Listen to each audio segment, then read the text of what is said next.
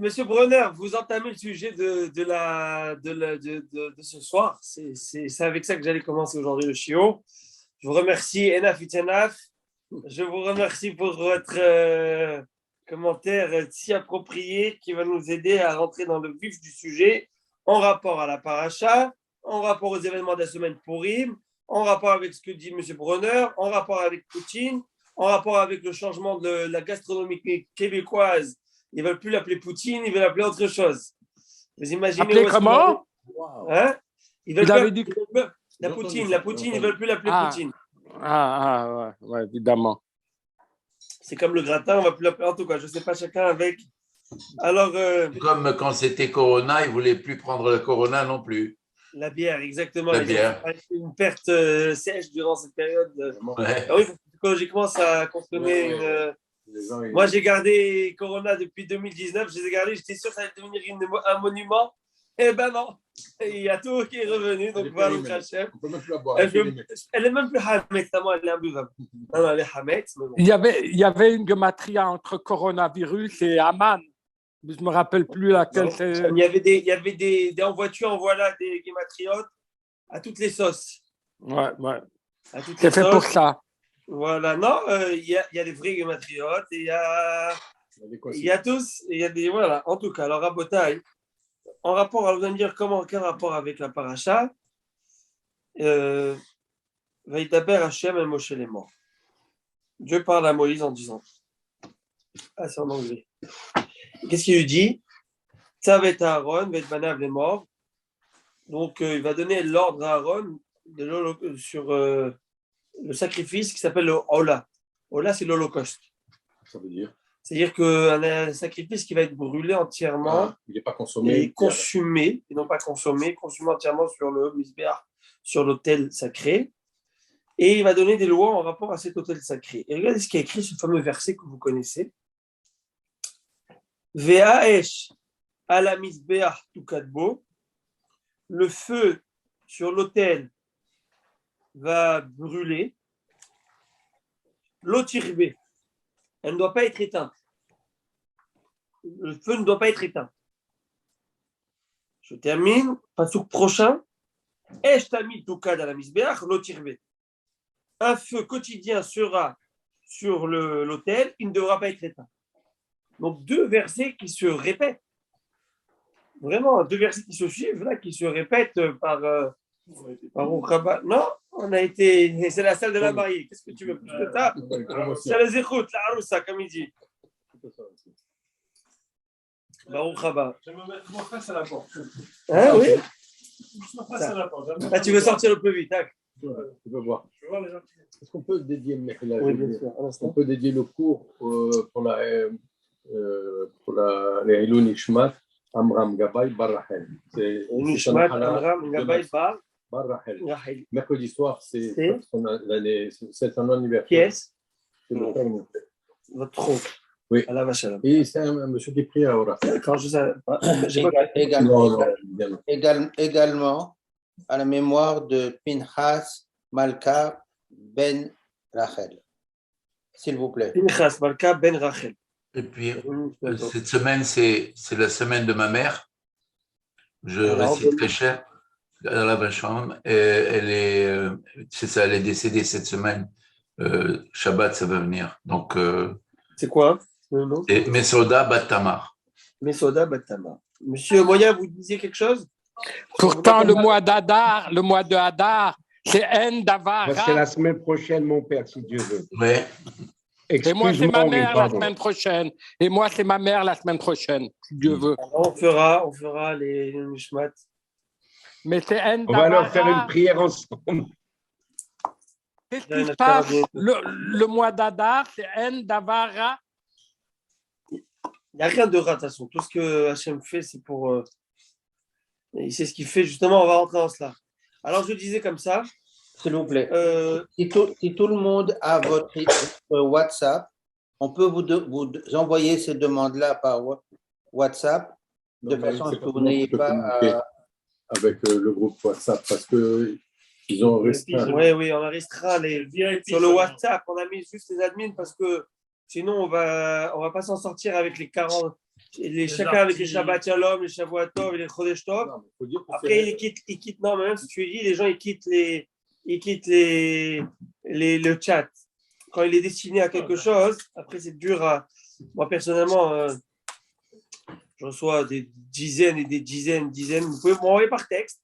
Ah oui. Par texte. Laurence, prends Grégory. C'est exactement ce que je voulais dire. Ah oui. Par texto à votre compte, c'est tout. Oui, exactement, par le WhatsApp. D'accord. Ou on fait ça, ou sinon sur le chat au départ. Okay. Alors, à Botaï, deux versets qui se suivent et qui sont intéressants. Ve'aesh ala misbeach tu kadbo. Le feu sur le misbeach devra brûler dessus. L'otirbé ne devra pas être éteint. Prochain verset. Un feu journalier quotidien devra brûler sur le misbeach sans être éteint. Ça veut dire quoi? Les Chachamim vont nous dire d'ici qu'il fallait qu'il y ait un feu quotidiennement, en permanence sur le misbeach. Et donc, même au moment, même à la fin des sacrifices, on a fait nos sacrifices rituels, on a mis les sacrifices des gens, et ben il y avait on avait des corbanotes pour lorsqu'il n'y en avait pas, ou même des graisses qui venaient du corban de Thibaut. Mettez à Botaï le mieux. Attendez. Là, voilà. T'es mieux parce que ça dérange. Alors, pourquoi pour ça qu'il y ait toujours le feu en permanence? Il faut le savoir qu'il y avait un feu qui descendait, un feu céleste. Et Chachamim vont nous dire d'ici d'abord que celui qui éteint ne serait-ce qu'une braise du misbéach, il prenait la flagellation. Celui qui ça veut dire qu'il a transgressé un interdit de la Torah, et tout celui qui transgresse un interdit de la Torah, vous savez, ça fait partie de la flagellation. Il faut qu'il y ait avertissement, etc., exprès d'éteindre, exprès pour. Donc, et il y a aussi une mitzvah positive, que Esh Tamid Tukad, qu'il y ait du feu, mitzvah négative de ne pas éteindre. Donc, il y a les deux. Et la Torah, elle répète ça, elle met un accent dessus, c'est quoi l'idée? Et plus encore, c'est quoi? Il faut comprendre, c'est quoi cette histoire de feu céleste? Alors, il y avait une mitzvah, Chachamim nous disent, excusez-moi, Chachamim nous disent qu'il y avait donc une mitzvah, l'Avi Mina Idiot. Le feu doit être amené aussi par du feu terrestre. Ah, donc on doit amener une flamme terrestre. Et sur cette flamme terrestre, descendait une flamme spirituelle céleste. Et pourquoi donc? Pourquoi avoir besoin de ces deux feux? Parfois, de manière ponctuelle dans l'histoire, il n'y a que le feu céleste qui était là. Et pourquoi ce feu céleste? Alors, je vous lis ce que nous dit le Sefer HaChinour. Le Sefer HaChinour, c'est un livre qui a été écrit par... Rabbi Avraham. Hein? Rabbi Avraham, il s'appelait, non? Non. Non. Non. Et ce Sefer HaChinour, il explique toutes les mitzvot de la Torah en essayant de donner une ta'am. Ta'am, c'est une raison de la mitzvah. Wow. Chaque chose. Et il a été écrit après l'époque médiévale, à peu près à cette époque, un petit peu après. Il est beaucoup basé aussi sur Maïmonide. Il amène beaucoup Maïmonide, mais à cette époque déjà. Et il dit que quoi? Il explique en fait, excusez-moi. C'est un risque d'essayer de donner une raison. Non, parce que ça fait partie de notre mitzvot. On doit donner une raison, ça fait partie de l'étude de la Torah, de donner l'explication à chaque mitzvah. On essaie de donner l'explication à chaque mitzvah. Il y a parfois des choses qui disent, ça nous dépasse, mais il va essayer de rationaliser pour faire comprendre c'est quoi la grandeur de cette mitzvah. La Torah veut nous habituer à ne pas adopter des caractères bestiaux, ne pas manger ci, ne pas manger ça. Donc il va essayer un peu. C'est pas désacralisé, c'est au contraire, c'est expliqué de manière avec beaucoup de compréhension. Et ça nous donne. Mais on dit que les mitzvot, elles n'ont pas de logique. Il y a qui ont de la logique, il y en a qui n'ont pas de logique. Il y a et d'autres qui ont mishpatim. Alors il n'a pas pu toutes les expliquer. Donc il y en a qui sont un peu plus complexes, on va dire. Mais il va essayer de donner en tout. Oui, ils ont été justifiés. Il y a quelque chose dans la mort. Bon, peut-être qu'il y en a quelques-unes que je ne sais pas. Mais il a essayé de donner à chacune sa raison. Et après, bien sûr, il y a des milliers de raisons, d'autres raisons qui sont peut-être plus profondes, qui sont plus. Mais déjà, les premières raisons qui viennent Comment il s'appelle ce rave? Le Sefer HaChinour, c'est un des Rishonim déjà. C'est pas. C'est le XIIIe siècle. 13e siècle, c'est médiéval. C'est ça, hein? Rav Aaron à Lévi, si je ne me trompe pas. Alors, qu'est-ce c'est ça, à Lévi, oui. Avraham Alevi. Moi, j'avais retenu. Je vous dis exactement c'est qui afin qu'on est calé. Bah oui. Non, tu as raison, Rav Aaron Alevi de Barcelone. Ah, j'ai raison. Ouais.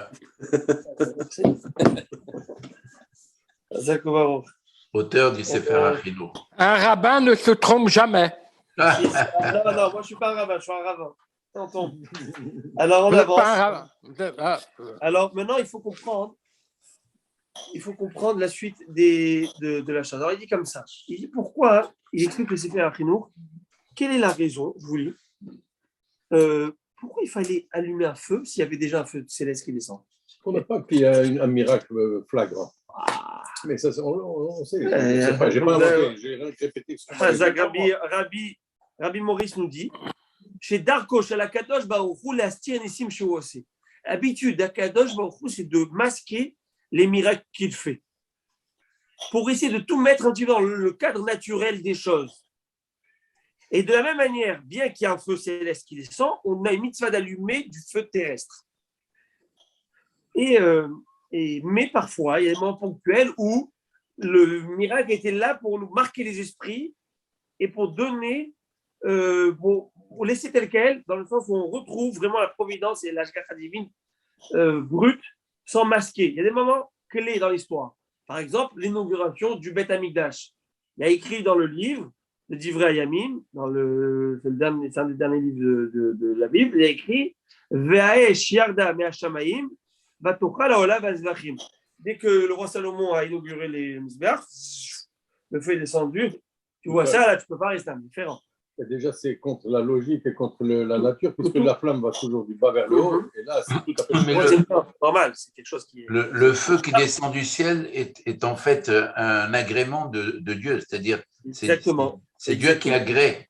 Exactement. Qui accepte. Maintenant, on va retrouver aussi un petit peu dans quelques parachutes, dans Parashat Shemini, l'erreur de Nadav et Avihu. Nadav et Avihu, qu'est-ce qu'ils ont fait? Nadav et Avihu, ils ont fait quoi? Ils ont amené du feu, comme écrit dans le passouk, étranger qu'on ne leur avait pas demandé. Et la question des Chachamim, mais il y a une mitzvah d'amener du feu humain, on le sait. Oui, mais pas toujours. Dans ce moment crucial qui était le 8e jour de l'inauguration. Yom HaShemini, la Milouim, qui était le premier jour de l'inauguration du Mishkan, le bon Dieu ne voulait pas avoir à ce moment-là feu extérieur. Il voulait montrer une fois pour toutes d'abord, pour commencer, j'allais dire. Et là, qu'est-ce qui se passe? Il fallait demander d'abord à Moshe Rabbeinu, va voir Moshe et Aaron, ton père, demander qu'est-ce que j'en fais. Non, ils ont pris l'initiative. Et c'est pourquoi Chachamim vont nous dire dans cette place, dans la Gemara, qu'une des erreurs de Nadav et Avihu, c'est qu'ils ont donné une halakha devant leur maître. C'est quoi? C'est qu'ils n'ont pas su aller voir leur maître et demander. Donc, demande qu'est-ce qu'on va faire maintenant, inauguration, qu'est-ce qu'on fait? Et ils ont pris l'initiative. À ce moment-là, quelque chose qu'on ne voulait pas, c'est pourquoi malheureusement, ils sont décédés. Bien sûr, ça c'est une des raisons. Nadav et Avihu, il y a une autre raison énorme qui est rapportée dans le Haïm HaKadosh qui explique en fait pourquoi ils sont décédés. On n'a pas idée. Ils sont arrivés à un côté, ça veut dire, à une certaine transe et leur neshama fut happé par un Kadosh Baruch Hu, tellement ils sont arrivés à un niveau de Kedusha. Et le Rabbi de Lobavitch, il amène ça par rapport à une autre de Gemara, Eder, j'espère peut-être. Non, j'espère, oui, mais c'est jeudi, et voilà. Jeudi, il y a la fête. Mais peut-être on pourra l'occasion expliquer ça. Il amène avec une histoire intéressante, fort intéressante dans la Gemara Maseret Megillah, où Rabba et Rav Zera s'invitaient mutuellement pour le mishté. Et il lui a tranché la tête. Et il a ressuscité après. Et il lui a fait ressusciter, etc. Il explique en fait, il dit que certainement on peut rester dans le cas. Pshat, c'est pas simplement trancher la tête, ça veut dire qu'ici il a amené un niveau bien plus grand. Il explique, il amène des preuves qui sont exceptionnelles. C'est un incontournable dans le Rabbi Lubavitch, la vérité, c'est que Hachem m'a donné le mérite, je le dis clairement, de le découvrir dernièrement. Ça fait quelques mois, on va dire vraiment. Et je suis bouche bée, abasourdi, ébahi. Tous les synonymes que vous pouvez choisir, vous les mettez quant à son génie thoraïque et sa culture générale, sa connaissance qui n'a pas de fin. Je vous promets, chacune de ces siras, de ces discours qui répétaient, qui disaient par cœur, pendant des heures debout, qui étaient réécrits par des gens après Shabbat, des dizaines, ce qu'on appelle de réécriveurs, des jeunes, et il peut passer peut-être une sira par 200, 300 références au pied levé. Et les références, c'est pas chaque mot pour mot. Et c'est impressionnant, c'est un génie qui est. Et disons qu'il y a un côté très Chabad, Lubavitch, etc. Mais on connaît comme ça, celui qui est, mais son génie en Torah est invraisemblable. Baba Saleh avait une admiration pour lui. Ah oui, Baba Saleh a écrit sur Rabbi Lubavitch. En fait, il a même demandé conseil. Wow. Il a dit je veux quitter Eretz Israël pour aller vivre à côté de toi à New York, pour étudier la Torah à côté de toi. Et j'ai demandé à l'Anshamaïm, c'est qui le grand de la génération à qui je dois demander, c'est qui? Et c'est toi. Wow. Donc, ce que tu me diras, je ferai, c'est à toi, je me plie. Il faut voir tout ce qu'il lui parle. Et il lui a dit, tu dois rester en Eretz Israël, tes frères ont besoin de toi là-bas. Et c'est là-bas que tu dois t'arrêter. Et il a accepté. On parle de Baba Sali, j'ai la chair de poule, donc je parle de Baba Sali qui demande au monde de et qui est d'un côté, et ce que j'ai appris, ce que je vois, ce que j'apprends du Rav Lubavitch, en fait, c'est sa grandeur et sa modestie. Oui, parce que c'était la personne du peuple, d'une certaine manière. C'était le fameux dollar du Rabbi, c'était la proximité, tous les jours, la proximité d'un sens, un peu la Moshe Rabbeinu, on va dire. Hein. Et de l'autre côté, une petite coûte et une connaissance et un chibour à la Torah qui n'a pas de fin. Et quand je vous parle de ça parce que justement dernièrement aussi j'ai reçu cadeau par un rav d'ici de la communauté, il m'a offert tout un Maïmonide avec les écrits du Rabbi en rapport à ces sikhot et comment le Rabbi il répond parfois des grosses questions du Lechem Mishneh, Magid Mishneh, Ketzat Mishneh, de grosses questions que leur Maïmonide parfois se contredit, etc. Et comment d'un coup de baguette magique ils te répondent ça. Et tu es là et tu restes, je vous promets. Il y a une sikha dernièrement que j'avais étudiée. Je l'ai même donnée en cours en capsule pendant le Covid. Et je ne pouvais pas Alors, et parfois, je trouve des pépites, tous des pépites, mais parfois, vous savez, votre cœur, ça attache une importance à une certaine dracha. Il y a un coup de cœur comme ça. On appelle ça le coup de cœur. Donc, il y a des drachas parfois qui sont vraiment exceptionnels. Dans le côté chassidoute, ou même pas, dans le côté trepchat. Pour moi, aujourd'hui, quand ils ont fait un livre, ils ont développé des livres du Rabbi Lubavitch qui s'appellent Pshuto Shamikra, Chassidut Ba Parasha et Limud Ba Parasha. J'explique. L'explication simple, rester sur le côté très basique, côté Chassidut et côté l'homme c'est très schématique, pilpoulique, etc. Et ils en ont fait des livres. Il y en a qui s'accrochent plus à la Chassidut. Il y en a qui sont plus terre à terre, pragmatiques. Et il y en a qui sont plus limoud, etc. Et c'est très intéressant comment il prend un Rashi, et quand je vous dis, il analyse le Rashi, il le décortique. C'est-à-dire, il ne laisse pas une lettre dans le Rashi sans donner une explication. Pas une. C'est pas possible. Si Rashi il a donné ici l'explication et pas autre part, alors qu'il y a le même mot, il y a une raison pourquoi ici. Et pourquoi ce nom, et pourquoi ça, et pourquoi il a dit avec le Dibour Amatrid. Dibour Amatrid, c'est le titre de Rashi. Pourquoi Rashi a choisi ce titre et pas un autre titre? Et pourquoi? Et il te montre sur sa démarche. Est-ce qu'il explique le fait que des fois, Rashi arrive devant une question à laquelle il n'y a pas de réponse et il dit oui. Est-ce qu'il explique mais j'ai entendu que oui. Je pense avoir vu que oui. Oui. Et pourquoi Rachid te dit, il va t'expliquer, c'est le genre, je ne l'ai pas vu dans les mots, mais c'est le genre d'expliquer pourquoi Rachid il va te dire, il va dire je ne sais pas. Et certainement, il va t'expliquer en fait pourquoi on peut facilement expliquer. Et si c'est explicable, alors pourquoi Rachid ne l'a pas dit? Parce qu'en fait, c'est pas explicable à cause de ça et ça et ça. Et c'est un génie, vraiment. C'est un monument. C'est un monument. Et on a le mérite. Je pense que l'âme Israël a le mérite d'avoir ce genre de lumière. Et je le dis clairement avec beaucoup de. Et parfois, il y a la barrière, parce que vous savez, malheureusement, il y a eu, dans l'âme Israël, on a connu pas mal de ruptures entre plusieurs mouvements, des factions, au bas vite, il y en a qui vont être anti-Louba, il y en a qui vont être pro, il y en a qui vont être. Mais en fait, moi, j'ai appris une chose de mon père. Et mon maître, mon père, il disait comme ça, tout celui qui est shlomoah bekot kodo, tout celui qui a un cerveau dans son crâne, ça veut dire tout celui qui a un peu de cerveau, et ben, où est-ce qu'il a Torah, il va prendre la Torah. Voilà. Et la politique n'a pas sa place dans la Torah. Et il n'a pas du tout sa place dans la Torah. La politique, et ceux qui s'acharnent à la politique, c'est parce que il y a quelque chose qui ne va pas. Bien sûr, il peut y avoir quelque chose qui est très... on va avoir une idée différente. Il n'y a aucun problème avec ça.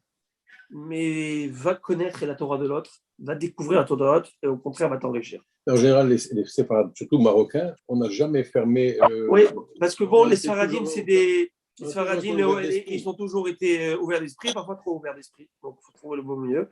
Parfois ouverts d'esprit dans le sens où ils ont même accepté des choses qui ne font pas, dont après on va tomber dans la tradition, etc., etc. Des choses qui vont être trop ouvertes parfois. Influencé, ouais. Vont être influencées. Donc il faut savoir se tenir et comprendre, savoir quels sont ton héritage. Au contraire, avec ton héritage, avec toutes tes compétences que tu as eues déjà, tu prends un peu de tout, tu butines de tout, tu prends et tu avances avec, tu fais ton propre chemin. Maintenant, Rabotai, parce que tout ça fait partie de la Torah. De la même manière qu'il y a l'armée de l'air, l'armée de terre, l'armée marine, on a le même, c'est le créateur, c'est la même Torah. Maintenant, regardez ce qu'il dit ici. Donc, de manière générale, comme vous avez dit, Rabbi Maurice, Dieu ne voulait pas envoyer de manière générale que le feu céleste. Pourquoi? Parce qu'on va rêver un problème. Quel problème? Le problème, c'est qu'on ne peut pas annihiler, enlever complètement le libre arbitre. Parce que si tu arrives à une vision de voir un feu céleste qui tombe et des miracles de manière journalière, de quotidien, des miracles exceptionnels, ben en fait, la Emouna, elle t'est imposée. Vous voyez? La Emouna, elle n'est plus, c'est plus un choix. Tu vois aujourd'hui. Il n'y a plus, donc automatiquement, tu ne choisis plus. Tu n'as pas le choix que. Donc, on va tout faire. On va faire une mascarade pour te faire croire et te donner l'impression de te berner, de te leurrer. Et si tu veux te leurrer, et de croire que lui n'est pas là. Et c'est ça toute la notion de Amalek. C'est quoi la notion de Amalek, de Mikré? C'est une coïncidence par hasard. Hacher Karabader, tu as rencontré au par hasard de ton rencontre, et je mets chez toi les coïncidences, je mets chez toi les par hasard, les doutes, le doute, par hasard. On va voir que par exemple, l'ouverture de la mer Rouge, toute la nuit, il y avait un vent fort, un vent d'est qui a soufflé. À quoi ça sert? Pour mettre le doute. À quoi ça sert? Mais ça ne sert à rien, ce truc. Non. Celui qui veut se tromper, qui veut dire plaque tectonique, un truc, etc. Comme quelqu'un m'a parlé, j'en ai parlé avec des gens, il y a un documentaire sur Amazon, je ne sais pas quoi, qui disait que là-bas, en Arabie Saoudite, ou je ne sais pas où, comme quoi les Israéliens sont passés dans ce désert, et je ne sais pas si vous avez vu ce documentaire, et que il y a tout un truc, et qu'il y a un endroit dans une mer là-bas, il y a un endroit qui est moins profond, très possible qu'à ce moment-là, marée basse, ouais. Je leur ai dit, mais ça va contre toute notre émouna. Alors, il est où le miracle? Alors, c'est plus un miracle. Mais ça, c'est. Mais le miracle, c'est qu'il est arrivé au bon moment. Peut-être, mais c'est même pas ça. C'est que Bemaïm Adjirin, c'était impossible de passer, impossible de traverser. Il n'y avait rien de logique. Aucune logique. Ceux qui ont suivi, ils sont morts noyés. Morts noyés. Il n'y avait aucune logique. Il n'y avait rien. Par contre, Akadosh Baruch Hu a voulu donner quand même la possibilité. Tu veux te croire qu'à ce moment-là, il y avait vraiment quelque chose et tu veux donner une explication scientifique à tout, c'est très bien. Mais, comme on dit, la Imona commence où la science s'arrête, où la logique s'arrête. Alors, Akadosh Baruch Hu va te dire, Mère Nature, c'est moi. C'est moi, Mère Nature. C'est moi qui mets cette terre. Mais à toi, aujourd'hui, de comprendre que je suis derrière cette Mère Nature. Deuxième raison pourquoi Akadosh Baruch Hu ne peut pas mettre, et ça, Bénéder Shabbat, si vous réfléchissez, j'essaierai de développer cela, Bénéder, on verra, par rapport au fait que s'il y a trop de miracles, tue le miracle. Trop de miracles. Trop de miracles, tue le miracle. Trop de chocolat. C'est-à-dire que je me mets dans l'ambiance d'un enfant qui est né dans le désert durant 40 ans. Rabbi Mordechai, mettez le micro mute. Dans le tiroir. Ok, alors vous comprenez, ce que je disais, c'est que imaginez-vous ce type-là, cet enfant qui est né durant le désert. Et lui, qu'est-ce qu'il voit? Il voit du pain qui tombe du ciel. Il est né avec ça. Les nuages qui les suivent. Les nuages qui les suivent, à la clim, c'est-à-dire qu'il est né dedans. Imagine-toi, il rentre en Eretz Israël, il voit des arbres, il dit papa, il y a un truc qui ne va pas, là, un truc incroyable, il faut que je t'appelle, viens voir, c'est urgent, il faut vraiment que tu vois. Il y a quelque chose, du bois, il y a un fruit qui sort. Et là, le père sourit. Pourquoi le père sourit? Parce qu'il se dit, mon fils, c'est la nature.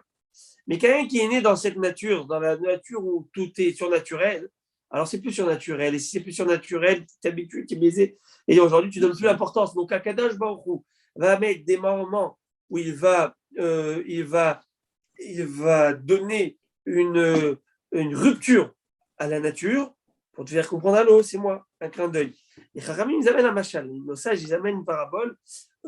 C'est cet artisan qui était très fort, très fort, un artiste exceptionnel, à l'instar de Monsieur Harouche. Et un bel artiste. Et il a fait un cheval. Mais quoi un cheval? Un cheval avec des peaux. Et il a créé un faux cheval. mais vrai copie conforme. Et qu'est-ce qu'il fait? Il l'a mis dans le chouk, il l'a mis sur une estrade, il attend que tout le monde voit. Et les gens passent, et personne ne fait attention, tout le monde passe avec leur calèche, un cheval en plus, un cheval au moins. Personne ne fait attention. Très déçu de son chef-d'œuvre. Comment ça se fait qu'il n'est pas remarqué? Il aurait dû avoir, au contraire, le prix Nobel, je ne sais pas si ça existe, un prix Nobel des Beaux-Arts, mais et là, son ami lui dit, écoute, c'est très simple. Tu veux marquer le monde, tu veux surprendre le monde, tu veux que le monde remarque, prends ton cheval et coupe-le en deux. Coupe-le en deux et décale-le. Fais un contraste. Et là, les gens, ils vont voir ta grandeur, comment un cheval qui a l'air vrai, tu y s'approches, et là, tu vois, mais c'est un vrai cheval qui est coupé en deux, comment c'est possible? Et là, ils voient, en fait, c'est un faux cheval, et ils commencent à comprendre qu'en fait, il y a ici une main de maître exceptionnelle qui a réussi à faire une copie conforme. Mais c'était tellement vrai que tu n'arrives même plus à voir la différence entre le vrai et le faux. C'est comme les fausses Rolex aujourd'hui. Hein? Les fausses Rolex, tu ne sais plus qui met en vrai, il met une fausse. Non, vous mettez des vrais. C'est ça, là, pas... Mais aujourd'hui, je me rappelle, j'étais au Maroc, là-bas, c'est des professionnels. Professionnels des Rolex. Tu sais ce qu'il m'avait dit? J'étais mort de rire parce qu'il m'a dit, je te vends aussi la boîte et les papiers. Ça veut dire il te vend la garantie. La garantie, il était à Pormar ça s'appelait Bab Marrakech. Bab Marrakech, là-bas, à Casablanca, derrière les planches. Vous connaissez? Ah, ok, bien sûr. Donc, il y a pour tous les goûts. Il me dit, c'est comme je me rappelle, j'étais pour voir, il y avait les sacs à main. J'étais mort de rire. Le gars, il me dit, je cherchais quelque chose, c'est ça. Il me dit, voici Mouchkil, pas de problème. Dis-moi ce que tu veux que je te mets. Il avait là-bas une caisse, il te grave. La machine à estamper. Tu ne peux pas les exposer avec les marques. Mais vous lui dites. Ah oui, il y a ça. Oui, Manhattan. Vous avez dit suite. Il y a un sculpteur en Floride qui a sculpté un immense Pégase, un cheval avec des ailes, qui est très remarqué, très remarquable. Il ouvre le tiroir, il te dit qu'est-ce que tu veux. C'est une bosse. Pas vrai. Allez, à bon rabotage. On va éteindre le Zoom après parce que là, il y a si vous voulez quelque chose d'intéressant, montre, costume, venez ici, vous aurez beaucoup de propositions. Mais ça ne peut pas être sur Zoom. Mais pas sur. Non, ça, c'est le Zéchout, il est pour ce qui vient.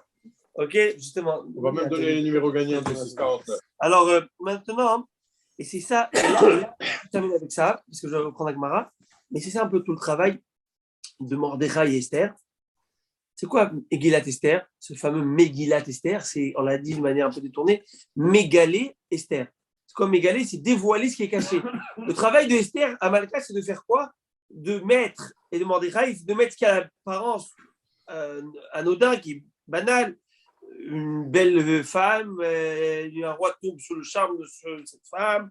Donc, c'est une belle histoire de conte de fées. Il y a pas. Non, ils vont mettre en relief et ils vont.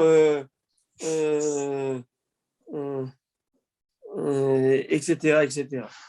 Alors, voilà. Maintenant, on va avancer dans la Gemara, s'il vous plaît. Et c'est très intéressant ce soir. Est-ce qu'il n'y avait pas une promesse? Tu nous as fait une promesse. Ah oui, l'histoire. Vous avez parlé de l'histoire? Ouais. On fait pas mes histoires. Alors, Razak ou Baron. L'histoire. Alors, c'est quoi cette histoire? C'est toi qui m'avait marqué, moi. Je pense que c'était avec Lord Rav Yonatan Zaks. À la Vachalom. Je ne suis pas sûr, mais je pense que c'était avec lui. Alors, ils étaient invités au Palais Royal de la reine. Je pense à Elisabeth, parce que de toute façon, il n'y a pas d'autre. Les Allemands viennent, ça peut être qu'elle. C'est qu'elle, et pour les 20 ans à venir. Bon, maintenant, qu'est-ce qui se passe? Elle a invité du beau monde, et vous savez, c'est très protocolaire. Invité là-bas, c'est vraiment chacun son espace, son assiette. Elle avait insisté pour que ce rabbin soit là. Et donc, bien sûr, elle a fait la reine. La reine de quoi? La reine Esther? La reine d'Angleterre. La reine d'Angleterre, ok, d'accord. La reine, elle n'est pas Esther, mais la reine d'Angleterre. Donc, elle a invité donc ce rabbin, et vous avez tous les hauts dignitaires, tous les gens, et chacun avec son espace. Et bien sûr, elle a pris le catering, le traiteur, kasher. Il fallait que tout soit parfait, nickel. Donc, les mêmes assiettes, elle va pas mettre du jetable là. On parle, c'est du Christophe, c'est de l'argenterie, c'est la classe de la classe. OK? Et c'est le palais royal, Buckingham Palace, etc. Mais bien sûr, sous son assiette, il y avait une petite étiquette comme pour dire cette assiette, elle est cachère, c'est la copie conforme, cachère, cachérisée, dvilée, tout est là et couvert. Donc, ils ont fait pour que tout passe inaperçu, que ce soit bien, le même magret de canard, magret cachère pour lui, avec tout un question très bien fait, etc. Et au moment de la. Donc, il est là, tout le monde est là. Et dès que la reine s'assoit, tout le monde s'installe, il y a tout un protocole de kavod. Et à un moment, apparemment, au moment de la Séouda, il y a comme un minag, comment on appelle ça, une coutume là-bas, c'est que afin de partager un peu plus, j'allais dire, la discussion, le dialogue entre chacun de ces gens invités qui sont importants, qui ne parlent pas qu'avec le même voisin à droite ou à gauche, alors tout d'un coup, en plein milieu du repas, au changement de service, eh ben, les gens se lèvent et ils changent de place. Comme ça, c'est fait avec. Et à ce moment-là, parfois, il y a une discussion. La seule personne qui ne change pas de place, c'est la reine. Ah, la reine. La reine, elle a sa place. Sauf que ça, ce n'était pas calculé. Et le moment du changement de place, si tu changes de place, tu dois changer d'assiette. Tu changes. Pour eux, ça ne fait pas de différence parce que soit on leur met de nouvelles assiettes, nouveau service. Et là, tout d'un coup, il y a le prince, comment il s'appelle, Charles, c'était ça. Prince Charles, si je ne m'abuse. Donc le Rav prend son assiette avec lui. Vous imaginez? Donc il prend son assiette avec lui, il prend ses couverts et il marche avec. C'est choquant. Et donc le prince vient vers lui, il lui parle, il lui dit expliquez-moi. Alors il explique, vous savez que je suis juif, vous savez qu'on a des lois claires et nettes et qu'on ne peut pas se permettre. Et même si c'est pas très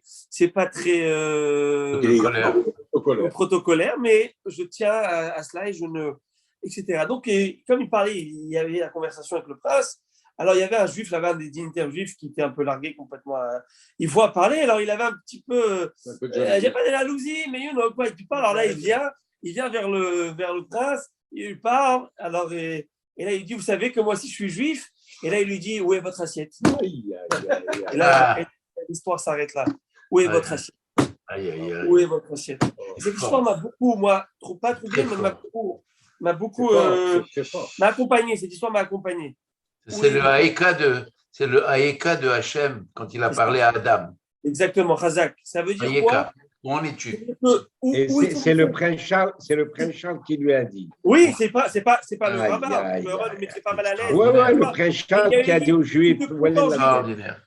Tu te prétends juif. Magnifique. Alors tu viens avec quelque chose. C'est quoi? Lui, il a ses valeurs. Ses convictions, elles sont là, il ne change pas. Ce n'est pas parce que je suis devant X, Y, Z que je vais me raser la barbe et je vais changer. Si tu es juif, tu dois rester, tu dois être fier de ça. Donc, il dit, où est ton assiette? Et j'ai trouvé ça très, très, très beau. Je me suis dit, je dois vous la parler et partager. Pourquoi je vous partage ça maintenant? Parce que c'est tout à fait l'histoire de Mordechai et Yehudi. Tout le monde se prosterne face à Aman. Tout le monde se prosterne face à Aman. C'était lui. Mais Mordechai lo ichra velo ishtachave, Mordechai lo kam velo za. Mordechai ne bouge pas. Mordechai ne bouge pas. Et ne serait-ce pas qu'il ne bouge pas, il ne fait même pas de révérence. Rien. Lo kam velo za. Il ne calcule même pas en fait. Il ne le calcule même pas et c'est ça qui a déchaîné Aman, qui a rendu fou. Tu es tout un peuple à cause de cet homme. Je ne te calcule pas et je ne te donnerai pas raison. Je ne vais pas te valider. Tu ne mérites pas cela. Et je tiens à mes principes. Tu fais partie de Amalek. Tu ne mérites pas mon kavod ni mon respect. Au point où les Juifs, le Midrash, vont nous dire, les Juifs sont venus le voir en disant, tu vas nous faire tuer, tu nous mets en problème. Il dit, ce n'est pas moi qui va vous tuer. C'est ce que vous avez fait comme erreur qui vous tuera. C'est l'assiette que vous n'aviez pas dans les mains. Pour le repas. Quand vous étiez, ça fait 4-5 ans. Et moi, je sais que c'est ça, et pas d'autres, rien d'autre. Au point où il était tellement fort, il savait, il avait en conviction, en présence d'esprit, Mordechai, que c'est Hachem qui est derrière tout. Et ce n'est pas un hasard, c'est que Mordechai, bien plusieurs années, 4-5 ans plus tard, après que sa femme est partie après qu'il y a eu le Michté chez Yachashverosh, il y a écrit dans le passage qu'on va lire dans la Megillah, où Mordechai, il vient tous les jours, Béchar Amelech, dans les portes du roi, pour savoir qu'est-ce qui se passe. Comme si il savait qu'allait tomber quelque chose, et tous les jours, il s'en vient aux nouvelles. Qu'est-ce qui se passe? Tous les jours, yom. Et lorsqu'arrive la nouvelle de la solution finale, il sait que c'est exactement par rapport au repas, ça fait quelques années. C'est-à-dire que pour lui, il y a un lien conducteur et il y a une main qui s'appelle Hachem. Il n'y a pas autre chose. Il n'y a pas possible qu'il y ait un homme qui vient et te dise, tu sais quoi, je te tue, vas-y. Ça ne marche pas comme ça. Il y a un Kadosh Baruch Hu derrière. Et je sais qu'il y a ce Kadosh Baruch Hu derrière. Alors, il faut savoir quand est-ce que ça va tomber. Et lorsque ça tombe, il faut que j'essaie d'enlever cette gézéra. Et c'était incroyable ce que nos midrash vont dire. Vous savez quoi, vous méritez un beauté parce que vous êtes là avec nous ce soir. Et je vous aime beaucoup. Alors, vous méritez un beau petit chidouche. Un beau petit chidouche. Oui. Au moment où Mordechai devait venir devant Haman, j'ai lu quelque part, sur un midrash, je pense, que le haut s'est élevé par miracle pour qu'il n'ait pas à se baisser. Bon, ça doit être un en midrash. Passant par un portail. Alors regardez, par rapport à ce que vous dites, je vais surenchérir. Regardez Rabbi. Je vous la fais courte, on va pas rentrer dans tous les détails, comment, pourquoi, etc. Mais il y a une grande relation entre Yaakov Hatzadik et Mordechai. Il y a une grande relation entre Mordechai et Yaakov, on va retrouver ça plus loin. Shoshanat Yaakov, Tzahala Vesamecha, Lirotam Yachad, Techelet Mordechai. C'est un mismor qui font les Ashkenazim, mais beaucoup de Sfaradim aussi ont pris ça pour le chanter, qui fait juste après la Megillah. On retrouve une corrélation entre Mordechai et Yaakov, on retrouve entre Moshe et Mordechai. Moshe a pris pour sa génération, Mordechai a pris pour sa génération. Moshe était humble, Mordechai était le plus humble. Alors, intéressant, pourquoi Khamim dit ça? Mordechai est considéré comme plus Anav que Moshe Rabbeinu? Non. Il est comparé. De la même manière que c'est le plus humble de sa génération, lui était le plus humble de sa génération. Et pourquoi mettre en exergue le fait qu'il était humble? Il y a plein de choses chez Moshe. Mais en fait, parce qu'on aurait pu croire que peut-être il était un but de sa personne, ne pas se prosterner. Peut-être qu'il ne voulait pas jamais. Ce n'est pas parce qu'il avait une fierté quelconque qu'il ne voulait pas se prosterner, mais qu'il n'allait pas se prosterner point à la ligne. Et là, peut-être, je vais vous donner un chidouche. Chidouche intéressant. C'est que pour quelle raison nous payons les pots cassés aussi de cela, à l'époque de Haman? Qu'est-ce qui se passe? Alors, je vais vous dire. Le ménage nous dit que, on va le voir, c'est le Yaharot et Dvash, Amen Sarah Ben Béchitz dans ses livres, on retrouve pas mal de livres. C'est qu'ils ont dit à Mordechai, mais vas-y, prosterne-toi. Pourquoi tu ne te prosternes pas? Alors il a dit parce qu'il a une Avodazara. Haman portait ici comme une croix ou quelque chose, quand je me crois, ça veut dire une Avodazara, une idole, et donc il ne voulait pas se prosterner à cette idole. Alors ils ont dit ça à Haman. Haman, il a dit, il n'y a pas de problème, moi je mettrai une chemise blanche, comme tout le monde, c'est bon? On va le voir. Et il le fait, et au Mordechai, il ne le fait pas. Donc il dit, preuve, c'est rien à voir avec l'idole, c'est par rapport à moi plutôt. En fait, la raison, il a dit, je ne me prosternerai pas. On ne m'a pas donné, parce que qui sait que sous la table, on a eu toutes ces discussions, il a dit, je vais enlever mon idole, etc. Les bénis Israël, ils vont savoir, ils vont dire, en fin de compte, Mordechai a abdiqué, Mordechai a prosterné. Et moi, je ne ferai pas cette erreur qui a déjà été commise une fois. Et on paye les pots cassés maintenant. Laquelle des erreurs? À l'époque de Yaakov Avinu. Yaakov Avinu s'est prosterné. Prosterné devant Esav. Tous ses enfants se sont prosternés. Tous ses enfants, à part Binyamin qui est né plus tard. Et Binyamin, Mordechai vient de Binyamin et de Yehuda, on verra. Sauf que Rabotai, est-ce que Yaakov. Mais c'est pas c'est pour protéger. Alors, bravo, pour se protéger. Mais quand même, Dieu lui avait dit, n'aie crainte. Ouais. Je t'amènerai jusqu'à bon port. Dieu te donne la protection. Moi, Dieu me dit ça, je rentre à Gaza. Moi, je rentre à Gaza qui n'est pas de Titi. Clairement. Il n'y a pas de Sans doute. Et moi, je suis rien, je n'ai pas de Himouna par rapport à Yaakov Avinu. Ouais, c'est ça. Donc, Yaakov Avinu, Chachamim, on dit quelque chose d'exceptionnel à Botaï, préparez-vous. C'est maintenant, vous allez avoir Hidouche de folie, j'ai appris sur Hidouche. C'est que Yaakov ne s'est jamais prosterné devant Esav. C'est devant la Shekhinah. La qui était devant là pour le protéger. Devant la Shekhinah. Il a vu la Shekhinah. Mais est-ce que ses enfants voyaient la Shekhinah? Non. Jamais. Preuve, Rabotaï, un instant. Preuve, c'est que Réhouven avait changé la couche de son père et il lui avait dit à son père il dit, prochainement de ma couche, moi je vois la Shekhinah. Et selon la Shekhinah, je sais m'installer où il faut m'installer. Réhouven, donc il ne voyait pas la Shekhinah. Donc eux, ils voient papa qui se prosterne en direction de Esav en pensant que c'est pour Esav, mais lui, pas du tout, lui se prosterne à la Shekhinah. Et donc, eux, ils se prosternent en pensant à qui? À Esav. Tu as donné l'impression que tu te prosternes à Esav. Moi, Mordechai, il dit, même l'impression, je ne veux plus la donner. Ah, c'est à cause de cette. Même l'impression, je ne vais pas la donner pour être métaken et corriger ce que papy a quand même, entre guillemets. Et donc, c'est pourquoi on retrouve Shoshanat Yaakov, Sahala Vesamecha, la fleur de Yaakov. Shoshana, c'est la gématria de Esther. Vous retrouvez ça. Donc, on voit que Mordechai, il est là dans ce tikkun-là, dans cette correction-là, de cette faute qui a été fait, à l'époque, pas par inadvertance. Tout a une raison. Mais Yaakov n'a pas le droit à l'erreur. Les Shvatim n'ont pas le droit à l'erreur. Comme il y a écrit dans le Passouk, je suis plus dur avec les élèves qui sont forts ou les élèves qui ne sont pas forts. Je suis plus dur avec mon fils qui a plus d'aptitude ou avec mon enfant qui a moins d'aptitude. Celui qui a le plus. Avec le plus d'aptitude, je vais lui en demander plus. Celui qui en a moins, je lui dis, écoute, vas-y, là tu chouïa, doucement, tranquillement. Et bien à ton rythme. Mais à Kadosh Baruch Hu, pour les tzadikim, c'est Kehut Asiara, comme l'épaisseur d'un poil. Il n'y a pas de possibilité. Qu'est-ce qu'il a fait, mon cher ami, papa? Il a fait ça. Plaque. Qu'est-ce qu'il a fait? Ça s'arrête là. Nadav et Avihu, ils ont pris une allumette. Ils ont allumé entre étrangers. Une allumette. Nous, bon, que Dieu nous plaise. Tu vois à droite, tu manges à gauche, tu écoutes ici. Ça va, mon fils. Ça va, les chéris. Fais tes jours. Si tu veux, on est avec toi. Le bon Dieu dit, vas-y, chérie. Vas-y, prends. Je suis là avec toi. Et notre tzadikim, ça, c'est la grandeur de notre tzadikim. Mais je vais vous dire une chose. Rabbi Akiva, il a pris. Et les Romains étaient en train de lui lacérer son corps. Il rigolait. Il a fait Shema Israël Hashem Elokeinu Hashem Echad. Et Moshe Rabbeinu voit ça. À son époque, voit ça. Hashem lui a mis IMAX, il lui a mis les VR, vous savez, les lunettes pour voir le futur, réalité virtuelle. Il lui montre Rabbi Akiva en train de mourir. Il lui dit Zotora Vezosra, c'est ça la Torah, c'est ça le Tzachar. C'est que le bon Dieu lui répond Shtok. Je ne connais pas mes pensées. Parce que ça m'est venu à ma pensée. Et on a dit le Shlach Kadosh à l'époque, je l'avais dit au nom de Rabbi David Sabar. Que quoi? Que le Shlach Kadosh explique Dieu a créé le monde au début dans la pensée, dans la rigueur. Et il a vu que la rigueur ne peut pas tenir. Qui va tenir? Il a mis la Rahamim. Yaakov, Yitzhak Avinu, la Gevura, Rabbi Akiva, il peut tenir dans mon monde de Mahshava, de pensée. Ce n'est pas la pensée que moi je pense. Je pense. La pensée, c'est concret, il y a quelque chose. La pensée de Dieu s'applique à des gens qui peuvent tenir au monde de la pensée de Dieu. Et c'est ça qu'il lui dit.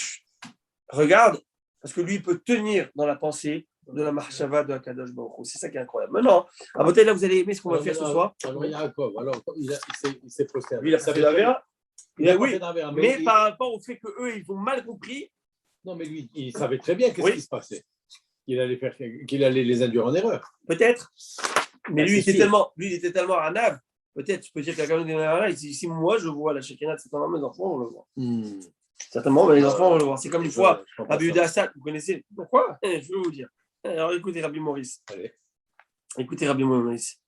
Quand il y a écrit que Moshe Rabbeinu il a mis son masque pour pas qu'on voit sa lumière, pour quelle raison? Par un abat. Par un abat, c'est quoi par un abat? Je comprends. Maintenant, il voit la. Je vais pas terminer, mais Rabbi Yehuda, il y a une histoire avec Rabbi Yehuda. Je vous raconte une histoire de folie. C'était un grand Rav, je crois que c'était Rabbi Yehuda Assad, un géant Torah. Il était un peu, à l'époque où les miroirs n'étaient pas aussi monnaie courante, etc. Donc il n'était pas habitué à ça. Et une fois, il est venu rencontrer le nom d'Rabbi Yehuda, un géant Torah, et il est passé, il y avait un miroir. En quittant, il dit au nom d'Rabbi Yehuda, c'est qui? Il y avait là-bas un Rav, visage d'un malach. C'était un miroir. C'était lui. Il ne savait même pas que c'était lui. Il n'a jamais vu de sa vie un miroir. Il n'a jamais vu de sa vie un miroir. Il faut comprendre. Et c'est peut-être l'explication maintenant que vous me dites, non, je comprends pourquoi il était tellement dur avec Réhouven. Pourquoi tu n'as pas vu cette Shekhinah qui était là? Tu aurais dû voir. C'est pas chou si tu veux avec cette. Ça. Oula. En tout cas, le fait qu'il y ait eu ne serait-ce que induit en erreur. Attention un peu. Mordechai dit, moi, je viens de m'étaquer. Je comprends. Je viens fermer la boucle. Je viens fermer la boucle. Mais ce que j'arrive pas à comprendre, c'est que Yaakov, avec toute sa grandeur, il n'a pas réalisé qu'il allait les induire en erreur. Voilà, peut-être, mais peut-être qu'il n'a rien aimé. Mais peut-être pour qu'on ait un Mordechai à Tzadik. Et non, vous savez que le Midrash, il dit quelque chose de croyable. C'est grâce à Moshe Rabbeinu qu'on a eu le miracle de Purim. Vous savez. Le Midrash dit que Léonavi est venu voir en fait Abraham, Isaac et Yaakov. Il leur a dit guys, il faut faire quelque chose. Akadosh Baruch Hu, il y a un décret qui est sorti. La solution finale. Et le Midrash, il dit que ils n'ont pas pu faire quelque chose, ils n'ont pas fait, ils ont dit il y a la Xéra a déjà été signée, qu'est-ce que tu veux que j'en fasse? Et il est parti voir Moshe Rabbeinu. Moshe Rabbeinu, il a dit qui est en bas, Tzadik, il a dit à Mordechai. Et que eux prient en bas, moi je prie en haut. D'abord, avancé, il a dit, dis-moi comment c'est écrit le décret divin. Parce que pour qu'il y ait une solution finale en bas, il faut d'abord en haut, ça marche. Si en haut, ça n'a pas été décrété, tu peux sauter en l'air, en bas, tu vas se passer. Il a dit, est-ce que ça a été décrété? Il dit oui. Il a dit, est-ce que ça a été scellé par un seau de sang ou un seau d'argile? Il a dit un seau d'argile. Et alors, si c'est un seau d'argile, on peut encore l'enlever. Si c'est un seau de sang, c'est fini. Et je crois que c'est le Gaon de Vina. Il dit, ça c'est écrit dans les mots de la Megillah. Il écrit les Abedam. Il écrit dans la on est venu, il a demandé de détruire le peuple. Avec le sang. Comment on dit détruire, anéantir? Les Abed. Et les détruire, les Abedam. Les Abedam, c'est écrit en face sous les Abedam. Il dit l'eau Bedam. C'est déjà la réponse qu'il lui a dit, Léonavi. Il dit non, l'eau Bedam, c'est pas au sang. Oui, il a demandé d'anéantir. Oui, la Xéra a été décrétée là-haut, mais l'eau Bedam, mais c'est pas avec le sang. Les Abedam et l'eau Bedam. Et là, il lui a dit, ben, si c'est comme ça, on peut y aller. Moi, je prie en haut et lui, il prie en bas. Et c'est comme ça que c'est grâce à ça. C'est qu'il y a une grande corrélation parce qu'on avait expliqué le dernier show qu'on a reçu la Torah quand est-ce? À l'époque de Purim. Moshe Rabbeinu, c'est la première fois qu'on a reçu la Torah. Et la dernière fois où on a terminé à achever le vrai récepteur de la Torah, c'est à ce moment-là. C'est Moshe, Mordechai, on retrouve chez Moshe. Voilà, alors à Botaï, la Gemara qu'on va étudier aujourd'hui, je pense, vous intéresser parce qu'elle va vous donner de nouveaux de compréhension sur des minagim qu'on a avec le pain. Vous savez, je ne sais pas si vous avez remarqué, parfois le pain, on coupe un peu, après on fait la beracha. Vous avez déjà remarqué, il y en a qui font ça. Bon, on va voir. Ok, on va voir dans le Shulchan Aruch aussi. Et dans la route très intéressante. Je voulais vous dire juste, monsieur le rabbin, la paracha Tzav, vous m'entendez? Dans la paracha Tzav, il y a 96 versets. Tzav, c'est 96. 96. Non, la paracha, combien il y a de versets? Oui, mais le mot Tzav, c'est 96. Oui, ok. Aussi. Mais ce que je voulais dire, c'est que 96, 9 plus 6, 15, c'est le nom d'Hachem. Yud-Hei, Hachem. Le problème c'est que dans cette paracha, on se demande à quoi sert, est-ce que Dieu a besoin des sacrifices? Qu'est-ce que Dieu a besoin des sacrifices? L'odeur, le machin, Hachem n'a pas besoin de tout ça. Mais on dit que les 87 versets qu'il y a dans cette paracha, c'est que Hachem, comme vous dites, c'est stop. On fait ça. Bravo. Rachid explique votre question. Rachid dit le fait qu'on obéit Dieu, c'est ça son plus grand bonheur. Tu écoutes ce que Hachem il te demande de faire. Maintenant, on va voir ce que la Gemara dit. Quoi? Amar, c'est Sam qui a laissé le micro. Marco, vous avez dit tout à l'heure quelque chose, je n'ai pas écouté. Vous avez dit quelque chose tout à l'heure, je n'ai pas entendu. Vous nous avez manqué moi, j'avais pas de question. Je voulais vous dire, vous avez manqué Shabbat. Merci. Moi, j'étais sûr qu'il y avait, ce Shabbat, il y avait une nomination d'une petite fille, d'une fille. Comment il s'appelait le père et la mère? Gabriel et Sarah. C'est pas possible. Vrai. Wow. Gabriel et Sarah. Sa fiancée. Sa fille. Ouais. Qui vient de se fiancer. Allez, Béchato, si Dieu veut. Amen. Merci. Allez. Amen. Et Amar Abhiya Barashi. Abhiya Barashi nous enseigne quelque chose. Incroyable, il nous enseigne. Pat, Tsenuma Bakiara, Mevachim Alav Amoti. Quelqu'un qui met du pain, qui était dur, hein. C'est dur, il l'a mis dans de l'eau, pour un petit peu, c'est dans un Kehara. C'est une tranche de pain qui avait rassis, qui avait séché, qui la met. Tu fais la bracha dessus à moti. Tant que tu as la forme, tant qu'elle n'est pas complètement fondue, tu fais dessus un moti. Alors, qu'est-ce qu'on apprend d'ici, Rabotai? Moi, elle va dire, on apprend d'ici, il y a un chidouche. C'est quoi le chidouche qu'il y a ici? On va voir dans un instant c'est quoi la nouveauté qui est en train de nous dire. Un moti sur ça. Et alors, la Gemara de nous dire, ou pliga de Rabbi Hiya. Cet enseignement est en désaccord avec l'enseignement de Rabbi Hiya. Donc, suivez les deux mots. Rafria Barashi, il y a un homme qui s'appelle Rafria, fils de Hachi, il y a un homme qui s'appelle Rafria tout court. Rafria Barashi dit, il y a un homme qui fait moti, qui prend une tranche qui est dans ce plateau, là, dans ce plat, fait un moti dessus. Et Rafria nous dit autre chose. Qu'est-ce qu'il nous dit? Il faut que lorsque je fais la bracha sur un pain qui est entier. Et lorsque je termine la bracha, je coupe le pain. Donc, je vois que je fais la bracha sur un pain entier, pas sur une tranche. Donc, quand tu as un plat, à l'époque, tu faisais le plat, tu as du pain, tu as un plateau de. Tu as du pain comme ça, du pain. Mais il te dit, tu fais la bracha d'un moitié sur ce plat. Il te dit, non, après, il y a une Rabbi Malkiel. Oui. Rabbi Malkiel, Oui. la bracha, vous la faites quoi? Après avoir coupé le pain? Non. C'est exactement tout le sujet de ce soir. C'est le sujet de ce soir. Non, voilà, ok, d'accord. Mais c'est le sujet de ce soir.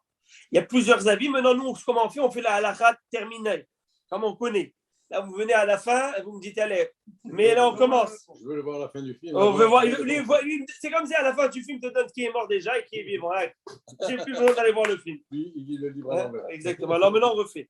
Qu'est-ce que ça veut dire? Donc, on voit deux avis.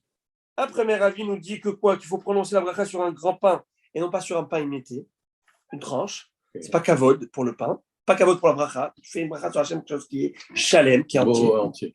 Et l'autre, il dit ça. En tout temps? En tout temps? Oui, alors c'est ça apparemment. Matkif la rava, maïshnatinuma, delo, mishum derikalia bracha, prosakakalia, à la patnami, kikagamra, prosagamera. Qu'est-ce qu'il nous dit, Girafria? Mon frère, il dit que quand tu fais la bracha, il faut que tu termines la bracha en faisant en tranchant. Tu finis la bracha en tranchant. Et alors, Rava, il dit, je ne comprends pas ta logique à Torah Priya. Pourquoi tu dis de ne pas faire la bracha sur une tranche? Parce que c'est pas joli de faire une bracha sur une tranche. Il vaut mieux sur un pain entier. Mais en fin de compte, quand tu vas terminer ta bracha, ton pain, tu l'as déjà tranché. Alors, qu'est-ce que kiff? C'est quoi ton haïdouche? Qu'est-ce que tu vas donner de plus? On tourne la page, Rabotai, et la Marava. Donc, Rava, il dit, qu'est-ce qu'il faut faire véritablement? Mevarer. Tu fais la beracha, et dès que tu as terminé la beracha, tu fais la beracha, tu coupes. Alors vous allez me dire, on va le voir dans un instant, c'est quoi la logique de celui qui dit, on va le voir encore d'autres qui disent qu'il faut faire la beracha en terminant et en tranchant. C'est quoi cette logique? Oui, la logique, Tosfot, il nous explique, afin qu'il n'y ait aucun nefsek. C'est quoi nefsek? L'interruption entre la beracha et que tu manges. Donc si tu termines et tu fais, et pour eux, l'important, c'est que tu dis Baruch Ata Hashem, le nom d'Hachem sur un pain entier. Tu as dit Baruch Ata Hashem sur un pain entier, c'est essentiel. Tu as donné kavod à la bracha. Maintenant, tu fais un motif de cheminaret, tu l'as coupé déjà, tu manges. Rava dit non, tu termines toute la bracha, et après tu manges. Alors, Gemara, il va dire Nehardea Dekerabichia, les Nehardea faisaient comme Rapria, donc ils recoupaient le pain et achevaient la bracha en même temps. Les Rabbanan Dekerava et les Chachamim faisaient comme Rava, c'est-à-dire d'abord tu termines ta bracha, après tu coupes le pain. Amar Ravina nous enseigne. Amraliem, maman m'a dit, c'est beau quand il racontait ça, j'aime bien cette histoire. Avoucha Abid Kirabihiya. Oh, c'est beau. Pas ton père, peut-être qu'il n'a pas connu son père. Il disait ton père faisait comme Rabbi Hiya. Que quoi, Rabbi Hiya? Qu'il tranchait le pain en terminant la beracha. Et les Chachamim disaient, on fait comme Rava. Et puis il rétale à la khaït tranché la potaille, on fait comme Rava, qui a dit d'abord on fait la bracha. Et on fait, après, on tranche le pain. Et justement, en parlant de tranches de pain, en parlant de morceaux, suite à Gemara, elle va arriver à la chôte qui ont été tranchées en ours clair et net. Combien on peut manger en un coup? Combien tu tranches Shabbat? Combien tu donnes à chacun de morceaux? Tout ça, c'est écrit dans la halakha. On va le voir dans un instant. Ici, très intéressant. Donc, et pendant la semaine, si je veux manger un morceau de pain qui n'est pas entier. Oui, il n'y a pas grave, tiens que ça. Mais lorsque tu vas manger les deux, tu as les deux devant toi, alors c'est toujours mieux. Ou mieux, un pain complet, bien sûr. Par exemple, ça nous arrive, cette erreur. Tu achètes ta baguette, tu vas IGA, tu viens avec ta baguette, tu viens à la boulangerie. En France, revenez avec la boulangerie comme ça. En tout cas, en chemin. Hein, ouais, bon, les Français, ils la mangent en chemin. Alors, avant que tu rentres à la maison, tu l'as déjà fini. Elle est déjà terminée, avant d'arriver avec le mettre le ton, ils mangent le ton. Maintenant, qu'est-ce que je dis? Je dis que c'est écrit, vous savez, ça vous arrive, tiens, le pain, qu'est-ce que tu fais? Tu te dis, tu sais quoi, je vais me faire un petit sandwich, omelette ou sandwich au thon, tunisien, tu fais ce que tu veux, chacun sa sauce. Eh ben, le mieux, en fait, c'est que tu fais Netila. Si tu es seul, après, si tu es en voyage, tout ça, tu ne te prends pas la tête, bien sûr que tu fais ce que tu veux. Mais si tu es seul, tu vas manger cette chose qui est là. Fais Netila. Prends une miche de pain, mange kazaït. Non, pas kazaït. Tu manges juste la première au moins, tu as fait ta préparation. Et après, tu fais ton sandwich. Ah, ok. Ben oui. Ah, d'accord. Jamais je fais ça. Et maintenant, tu vas avoir Mais nous, qu'est-ce qu'on fait habituellement? On coupe déjà. C'est ça, je fais mon sandwich, je m'assois, je mange un morceau. Si tu es prêt, là, quand tu es prêt, tu fais moti, tu as déjà un papier cool, qu'est-ce que je te dis? Mais, My mouth is watering. My mouth is Maintenant, watering. je termine avec ça. On termine dans une minute, mais je vais vous donner la fameuse halakha. Je vous le donne déjà, je vous le dis comme ça oralement. Ça fait le yahat. On casse la matzah. Oui. Et ça. Oui. Et comment on fait? Après, on prend 2 matzot, on la met au milieu.